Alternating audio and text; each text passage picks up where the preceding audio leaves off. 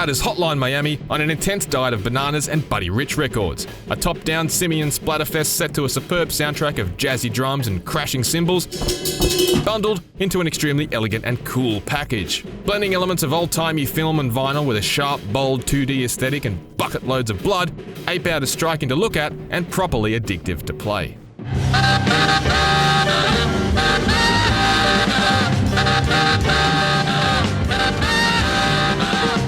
The premise is simple. The apes are in, and they need to be out. That's where we come in, steering these simians to an exciting escape through 4 short but regularly tough chapters, plus a fun epilogue with a slight twist. The location might be a shady research lab or a maze-like container ship in its nearby port, but the objective is constant.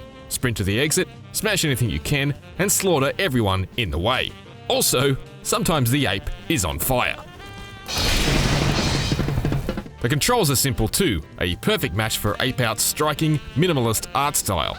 Outside of movement, there are just 2 actions in Ape Out: shove and grab.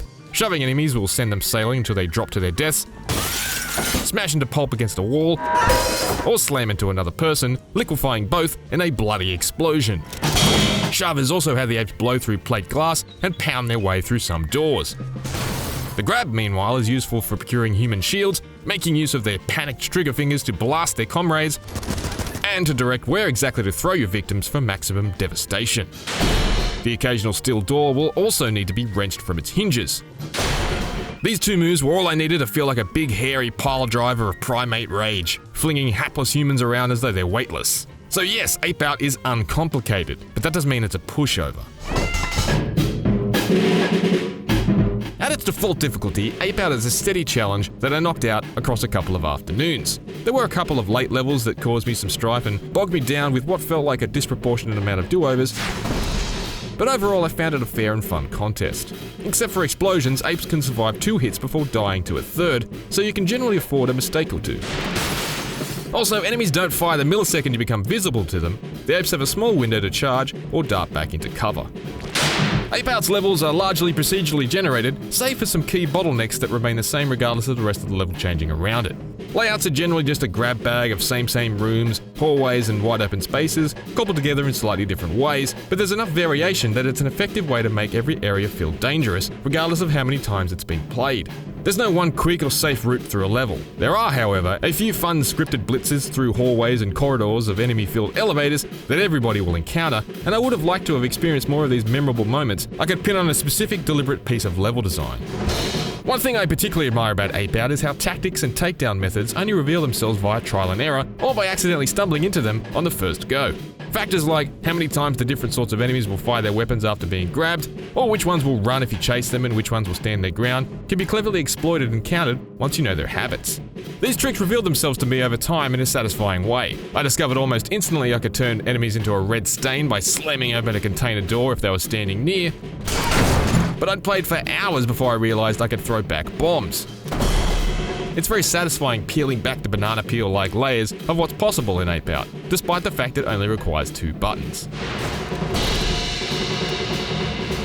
Arcade mode ramps up the difficulty considerably, adding a strict time limit to each level and sending you right back to the beginning of the whole chapter if and when your ape is killed. There's also a harder setting for the standard game, which speeds up enemies and adds a lot more of them. It's noticeably trickier, and I had to play it at a slower pace than the standard difficulty, taking more care not to charge into areas I could be swamped in.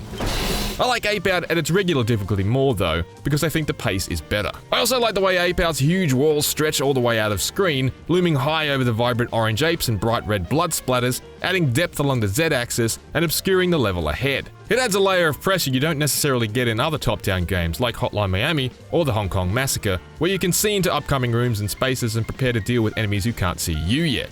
I like everything about the presentation, to be honest, from the cue marks that flicker in the right-hand upper corner at the halfway point in each chapter, like I have some kind of personal projectionist changing film reels in the background for me, to the way the level names burst onto the screen in time with the music.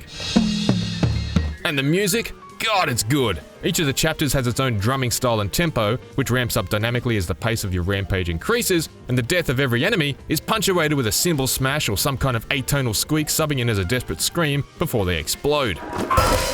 Everything going on in the background is a freestyle drum solo timed with your actions, and the atmosphere it creates is brilliant.